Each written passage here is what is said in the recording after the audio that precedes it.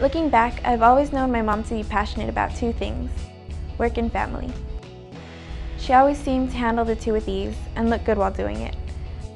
A typical day with her could go something like this: morning conference call at 9, lunch for the kids at 12, and a manicure pedicure at 3.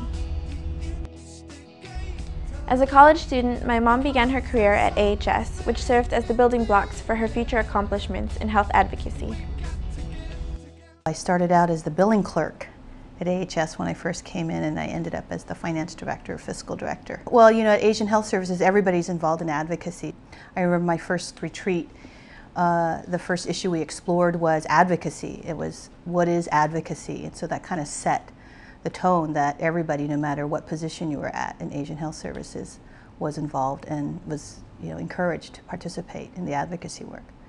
Well, in order to actually see real change, you have to do it at all levels, you know, of society. So you can provide services, you know, very well, but if the conditions that require those services still exist, poverty, racism, you know, all of these things that still keep people unable to fully participate in society, those have to be changed. And so policy and advocacy work is essential. Tessie, who I first met, who was already working at Asian Health Services when I started in '83, was very encouraging of us collecting data on Asian immigrant patients, which we didn't have enough data on in those days, and therefore had a hard time arguing that there were actually problems in the community. Tessie, I've known Tessie since she was about 10 years old, and she was, and probably still is, one of the cutest Filipino girls I've ever seen. My time at Asian Health Services pretty much influenced everything that I've done subsequently around health, around promoting issues for underserved, for low income. Driven by her strong vision of promoting healthcare, my mom co-founded the Asian Pacific Islander American Health Forum in 1986, where she served as executive director for 15 years.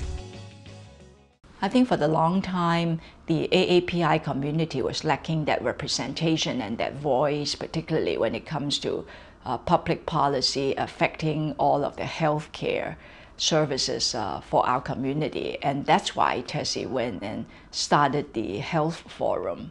The Asian Pacific Islander American Health Forum, it was a national advocacy organization. So she helped bring the Asian American Health Forum from a startup organization and into the 90s, a real major powerhouse which had influence in Washington, which had influence with the White House, and was actually helping to write legislation and write public policy, including a couple of executive orders that we had major input in. And I credit Tessie for having provided a lot of that leadership.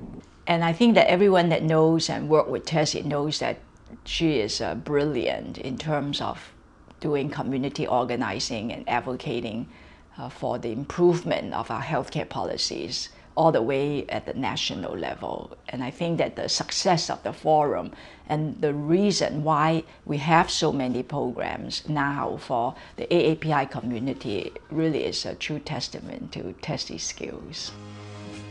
Today, my mom continues to advocate for increased civic engagement and economic empowerment through her work at the Community Technology Foundation. And here at the Technology Foundation, it's really about the same issues.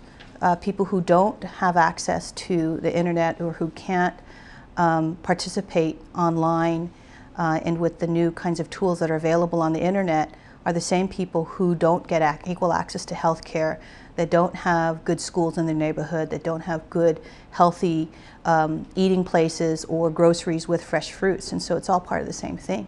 I was nurtured at Asian Health Services when I was a college student. So I know, 35 years later, where it's taken me. So I have an absolute personal interest in making sure that the benefits that I received by being at Asian Health Services when I was get passed down to not only the next generation, but future generations after that. I feel very privileged to be part of that group of folks that experienced what we did at Asian Health Services and continue to do the work. Through my mom's passion for her work in community health, I've learned how important healthcare is not only for the Asian community, but for everyone. My mom's work has made an impact on my life in a major way.